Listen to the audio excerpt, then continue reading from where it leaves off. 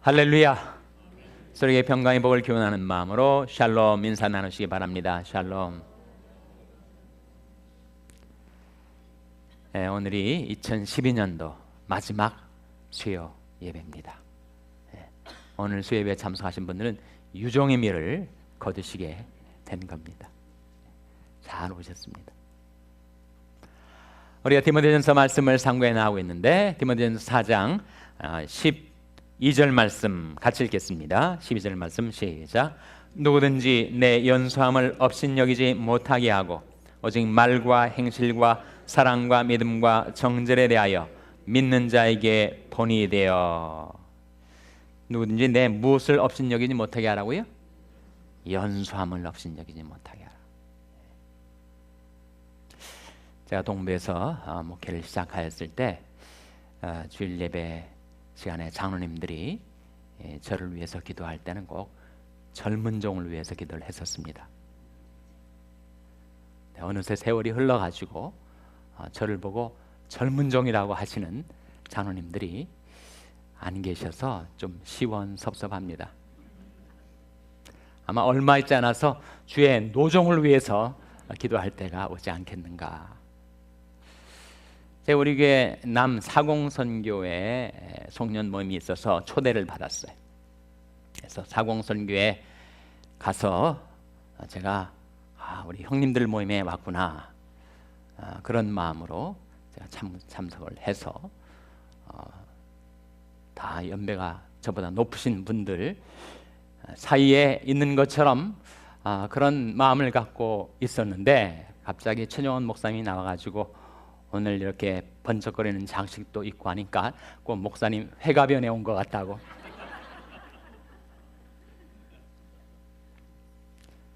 그래서 좋았던 기분이 상당히 나빠졌습니다. 제가 스파이어스라는 식당에 갔더니 그 식당은 그 시니어 기준이 51세더라고요. 여러분 그렇습니까? 아마 맥다널 기준이 55세인가요? 아마 식당마다 다른 모양이에요. 그래서 이제 오더를 하는데 51세 이상은 시니어 비용을 내면 된다. 그래서 나도 그럼 거기 해당된다고 했더니 What? 그러더니 You look like 25 years old. 그래서 참 제 속으로 이 사람이 사람을 볼 줄 아는구나, 그냥 그렇게 믿기로 했습니다. 내 연소함을 업신여기지 못하게 하라. 사도 바울이 디모데에게 권면하는 말이죠. 디모데는 바울의 애제자였습니다. 좀 마음도 몸도 좀 약했던 사람.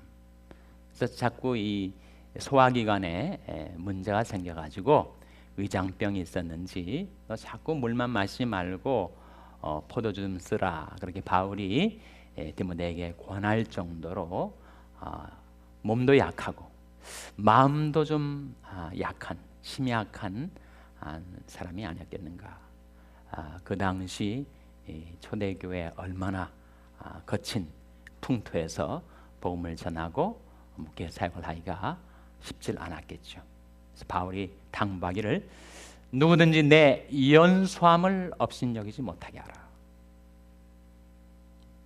그리고 이 5가지의 본이 되게 하라. 5가지가 뭐죠? 내 말과, 그 다음에 행실과, 그 다음에 사랑과, 그 다음에 믿음과, 그리고 정절에 있어서 믿는 자들에게 본이 되게 하라. 우리 그리스도인들이 언어 생활에 대한 성경의 가르침이 자주 나옵니다. 무릇 더러운 말은 내 입 밖에도 내지 말고 오직 덕을 세우는데 소용되는 대로 선한 말을 하여 듣는 자들에게 은혜를 끼치게 하라. 너희 말을 항상 은혜 가운데서 소금으로 고르게 함같이 하라. 그러면 각 사람에게 마땅히 대답할 것을 알리라. 누추함과 어리석은 말이나 희롱의 말이 마땅치 아니하니 오히려 감사하는 말을 하며 살라. 그래서 우리 그리스도인들은 내가 하는 말이 어떻게 남에게 덕을 끼칠지, 은혜를 끼칠지, 그것을 늘 생각하면서 말을 하라고 성경은 권면합니다. 만일 내 마음속에 분노가 있어서 악이 충동지를 받아가지고 내가 입을 열면 내 속에 있는 혈기와 악독이 쏟아져 나올 것 같으면 내 입을 다물어야 되겠죠. 의지로 잘 안 되니까 기도해야 됩니다. 하나님이여, 내 입 앞에 파수꾼을 세우시고 내 입술의 문을 지키소서. 나의 반석이시여 나의 구속자이신 여호와여, 내 입의 말과 마음의 묵상이 주의 앞에 연락되기를 원하나이다. 선한 사람은 마음이 쌓은 선에서 선을 내고 악한 자는 그 쌓은 악에서 악을 내나니 이는 마음에 가득한 것을 입으로 말함이니라. 이 우리 언어에 대한, 말에 대한 많은 귀중한 가르침들이 성경에 나타나 있습니다. 그래서 결국 말이라는 것은 우리 안에 있는 생각과 감정의 표출이기 때문에 선한 말을 하려면 내 마음속에 선한 생각을 품고 살아야 한다는 거죠.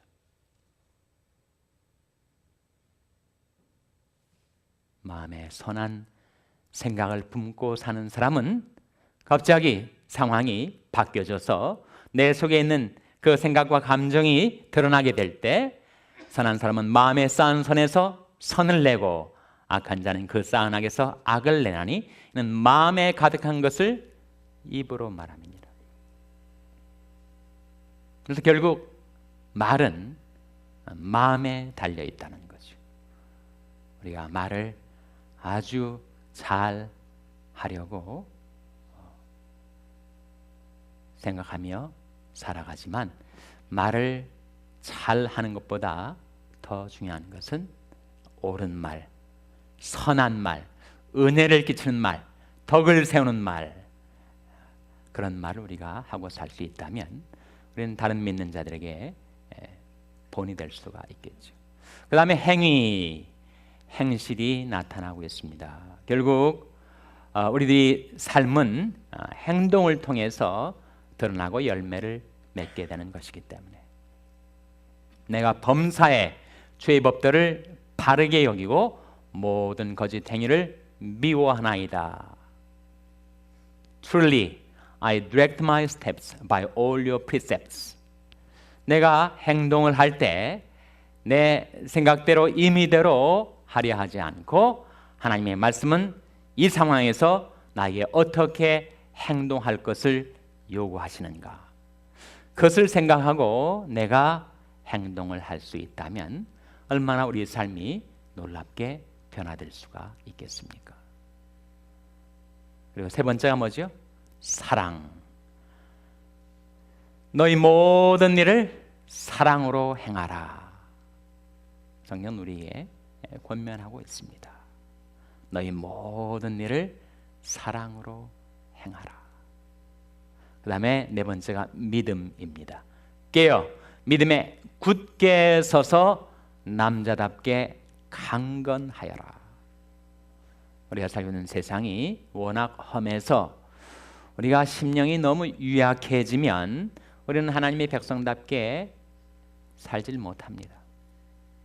마음을 강하게 하고 담대히 살아가라. 강하고 담대하라. 여호와를 바라는 너희들아. 병도 그렇습니다, 여러분. 사람이 심히 약해지면 그 병과 싸워 이기질 못해요. 사람의 심령은 그 병을 능히 이기려니와 심령이 상하면 그것을 누가 일으키겠느냐. 투병생활을 하면서 내가 이 병에 결국 꼬꾸라지고 말지, 그렇게 마음을 먹으면 그 마음대로 그 병과 싸워 이기지 못합니다. 이 병으로 인해서 비록 고통은 당할지라도 내가 마침내는 이 병을 이기고 소금할 거예요. 그렇게 심령을 강하고 담대히 하면 비록 고통의 과정은 통과할지라도 그는 그 병을 극복할 수가 있습니다. 사람의 심령은 그 병을 능히 이기려니와 심령이 상하면 그것을 누가 일으키겠느냐. 말과 행실과 사랑과 믿음과 그 다음에 마지막 다섯 번째 무엇입니까? 정절에 있어서 믿는 자에게 본이 되라. 하나님은 내 속에 정한 마음을 창조하시고 내 안에 정직한 영을 새롭게 하소서. 일제 신사참배 시에 최광능 목사님이라는 예수천당을 만주벌판을 다니면서 외쳐서 수많은 교회를 개척했던 그 목사님이 있었습니다.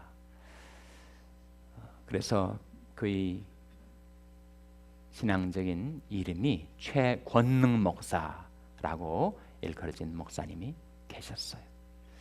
그때 그 일제의 우상 숭배, 신사 참배의 그 유혹과 핍박이 너무 교묘하고 또 드세서 많은 그리스도인들이 일제 결국 신사 참배를 하게 되었었는데 그때 역시 소수이지만 끝까지 신앙의 정절을 지키던 그런 성도들이 있었습니다.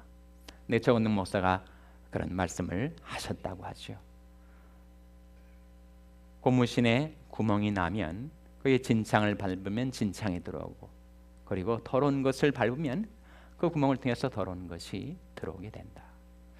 신사 참배에 있어서 신앙의 정절을 한번 잃어버리면 더 이상 우리는 신앙의 정절을 지킬 수가 없게 된다. 그렇게 이야기를 하셨다고 해요. 그래서 우리가 믿는 자들에게 본이 되어야 될 다섯 가지 영역, 다시 한번 무엇입니까?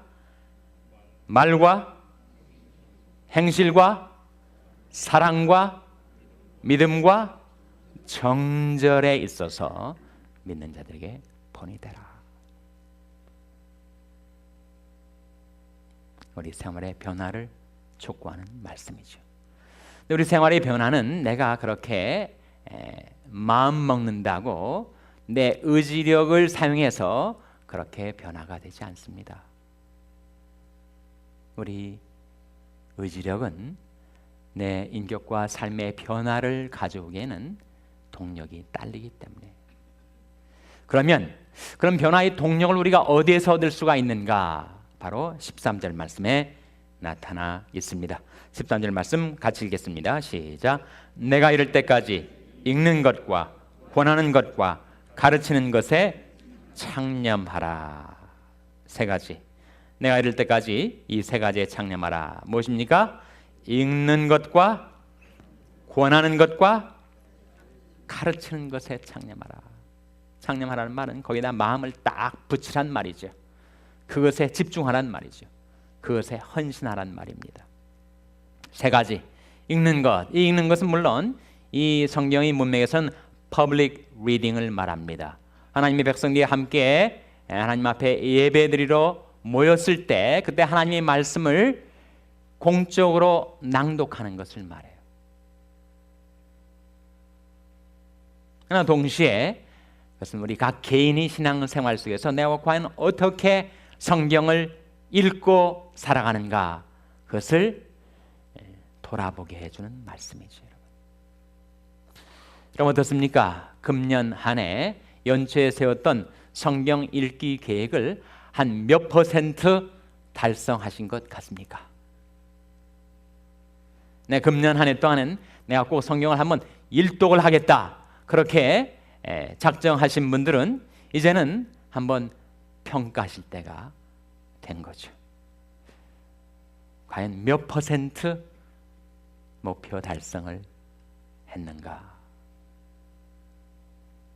만일 성경의 분량으로 목표를 세우지 않고 그 대신 내가 하루에 성경을 5장을 읽기로 결심을 했다면 지나온 300여일 동안에 실제로 내가 마음먹었던 그 분량의 성경을 얼만큼 읽어왔는가. 그 계획대로 실천한 날들보다 그리하지 못한 날들이 혹시 더 많지는 않은가. 한번 점검을 해볼 때가 된 것 같습니다. 그래야 올 한 해를 청산하고 부족한 부분들 하나님 앞에 자복하고 밝아오는 새해는 새로운 마음으로 성경 읽기 계획도 세우고 그리고 실천해 나갈 수가 있지 않겠습니까? 이 예언의 말씀을 읽는 자와 듣는 자들과 그 가운데 기록된 것을 지키는 자들이 뭐가 있다고요? 복이 있다. 복이 있다. 정말 복된 새해를 우리가 살아가려면 하나님의 말씀을 읽는 면에 있어서 우리에게 새로운 계획이 필요하고 새로운 실천이 필요합니다. 두 번째가 뭐죠? 권하는 것. 세 번째가 가르치는 것. 어떻게 다릅니까? 권하는 것과 가르치는 것의 차이. 권하는 것은 한 사람이 어떻게 행동하고 어떻게 생활해야 될지에 대한 구체적인 주문입니다. 반면에 가르치는 것은 하나님을 가르친다든지 성경을 가르친다든지 그것은 객관적인 가르침을 가르치는 거예요. 말씀과 관련하여 우리에게 그 두 가지가 함께 필요합니다. 권하는 것과 가르치는 것이 필요해요. 다른 말로 표현하면 권하는 것은 imperative, 명령법에 해당됩니다. 가르치는 것은 indicative, 직설법에 해당이 돼요. 여러분, 성경 말씀 자체가 그 두 가지가 같이 있습니다. 하나님은 사랑이시라. 그것은 가르침이죠. 직설법입니다. 반면에 하나님을 사랑하라, 내 이웃을 사랑하라. 그것은 명령법입니다. 그것은 임페라티브에 해당이 돼요. 가르침은 은혜를 우리에게 보여주는 것입니다. 권면은 과제를 우리에게 보여주는 거예요. 그 양자가 함께 필요합니다. 은혜만 계속 말하고 구체적으로 어떻게 행해야 될지 살아가야 될지에 대한 말씀이 없다면 그것은 불균형인 거죠. 또 반대로 은혜는 없이 계속해서 이것 하라 저것 하라 계속해서 율법적인 요구만 주어진다면 그것도 불균형입니다. 성경은 하나님이 사랑이시다라는 가르침과 더불어 하나님과 내 이웃을 사랑하라라는 권면이 함께 있다는 거예요. 설교도 마찬가지입니다. 설교를 expository preaching이라고 할 때 exposition은 가르침에 해당되는 것이고 preaching은 권면에 해당되는 거예요. 그러니까 예수님께서 이 세상에 오셔서 말씀 사역을 하실 때 그 두 가지가 항상 함께 진행이 됐던 것을 성경은 우리에게 보여주고 있습니다. 예수께서 온 각 성과 촌을 두루 다니시며 하나님의 말씀을 가르치시고 전파하셨다. 가르침과 권면이 함께 있었다는 거예요. 여러분이 구역장으로서 구역 공과를 인도할 때에도 가르침만 주시는 것이 아니라 권면도 필요해요. 그러니까 우리 구역 공과의 그 순서대로 하면은 관찰과 해석에 있어서 우리는 가르침을 받고 적용 파트에 있어서 권면이 이루어지게 되는 것입니다. 우리의 신앙생활에는 그 양자가 함께 필요합니다. 가르침과 권면이 있어야 됩니다. 직설법과 명령법이 있어야 돼. 우리의 엑스포지션과 프리칭이 같이 있어야 됩니다. 예수님이 보여주셨던 대로 각 성과 촌에 두루 다니시며 하나님의 말씀을 가르치시며 전파하셨다. 그 두 가지가 병행이 돼야 됩니다. 자기가 하나님의 말씀에 묵상을 통해서 뭔가 가르침을 받은 것이 있으면 그 가르침을 받고 내가 어떻게 실행하며 내 삶 속에 적용해야 할까를 우리가 함께 깨달아야죠. 만일 가르침은 없이 권면만 주어지면 그것은 우리가 감당 못한 율법적인 요구만 우리가 받고 마는 것입니다. 또 은혜만 말하고 그리고 권면이 빠져버린다면 우리 생활의 변화는 이루어지지 않죠. 생활의 변화를 위해서 우리에게 은혜가 필요합니다. 명령법을 우리가 잘 실행하기 위해서 직설법이 필요해요. 직설법은 다시 말하면 하나님이 우리를 위해서 예배해 주신 은혜를 가리킵니다. 명령법은 구체적으로 내가 하나님의 백성답게 사는 길이 무엇인가를 내가 깨닫고 실행하며 살아가는 것을 말하죠. 그래서 바울이 디모데에게 내가 이럴 때까지 읽는 것과 권하는 것과 그리고 가르치는 것에 창념하라. 바울이 디모데에게 한 말이지만 내가 이럴 때까지 여기에 나의 성경의 저자이신 우리 주 예수님께서 우리들에게 이르신 말씀이라면 우리 주님께서 다시 오실 때까지 우리가 이 세상에서 행해야 될, 창념해야 될 세 가지 일 무엇이라는 겁니까? 읽는 것과 권하는 것과 가르치는 것. 칼 마르크스가 이런 말을 한 적이 있습니다. 지금은 이제 공산주의 세력이 퇴조를 했지만 20세기 중반만 해도 그야말로 온 지구상 5대양 6대주의 절반을 붉게 물들게 했었던 이 공산주의 파워라는 것은 대단했었습니다. 공산주의가 그런 힘을 가질 수 있었던 것은 종말론이 있었기 때문에 가짜 종말론이긴 하지만 종말론적인 파워가 있었던 것입니다. 공산주의 그 나라가 그 세상이 도래하도록 그 사상과 이데올로기에 철저한 헌신을 요구했었죠. 근데 칼 마르크스가 그런 말을 했다고 해요. 지금까지 모든 철학은 세상을 해석하는 데 집중되었다. 그러나 나는 온 세상을 어떻게 변화시키는가에 집중하겠다. 거기에 그 이전의 철학과 마르크스의 철학의 중요한 차이점이 하나 드러납니다. 세상의 그 이전의 모든 철학들은 이 세상을 어떻게 해석할 것인가 하는 것이 주안점이었다면 칼 마르크스는 자신이 사상과 이데올로기를 통해서 어떻게 하면 이 세상을 한번 내가 변화시켜 볼 것인가 그런 야망을 가졌기 때문에 거기에 힘이 있었다는 것이죠. 여러분, 우리가 성경을 내 머리를 크게 하기 위하여 내 지식을 증대시키기 위하여 우리는 성경을 배우는 것 아닙니다.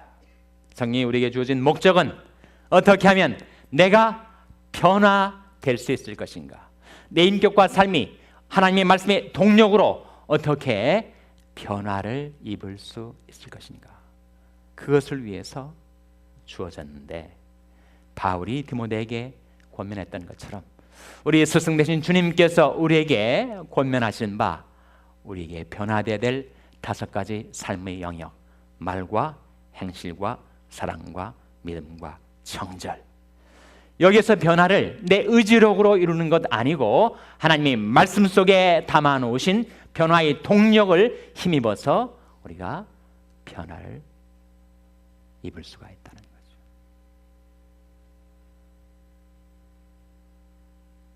내가 변화되어야 될 영역을 우리가 깨닫는 것도 중요하고 동시에 그 변화의 동력을 내 의지력으로 끌어내는 데는 한계가 있으니까 하나님의 말씀의 동력을 힘입어서 변화의 역사를 이루어가야 될 터인데 하나님의 말씀의 동력이 내게 전달되는 3가지 통로, 그것은 바로 읽는 것과 권하는 것과 가르치는 것.